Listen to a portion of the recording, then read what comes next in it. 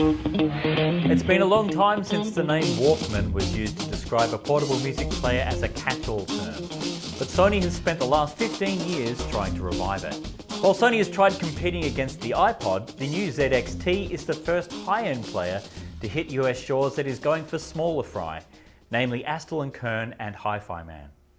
This is a luxuriously built and luxuriously priced Walkman at $1,199, and it builds on what Sony has learned from its budget players and its experience with the Android operating system. The player holds 128 gigabytes of music with an additional micro SD port, and it will play back most file types including Apple lossless and DSD.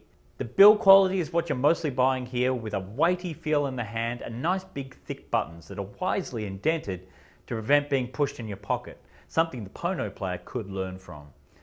This is not a phone, there's no SIM card, but it does have Wi-Fi, and so it's already a step above its competitors because it allows users to sample the future of music listening, hi-fi streaming, from services such as Tidal. If you've used an Android phone before, the ZX2 will be very familiar, even if Sony has tried, almost unsuccessfully, to make it not look like a phone.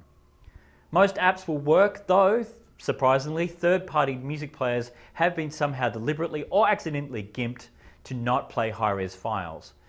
Either way, Sony wants you to use its own inbuilt player. Sound quality is the other part of the price equation, and as you'd expect, it sounds very good with bags of detail and bass weight, plus it has a great soundstage for a portable. It's a cut above cheaper devices like the Pono player and Sony's own A17 Walkman. Is it worth $1,200 though? It certainly feels like an expensive device, and the ability to load streaming apps is a great bonus.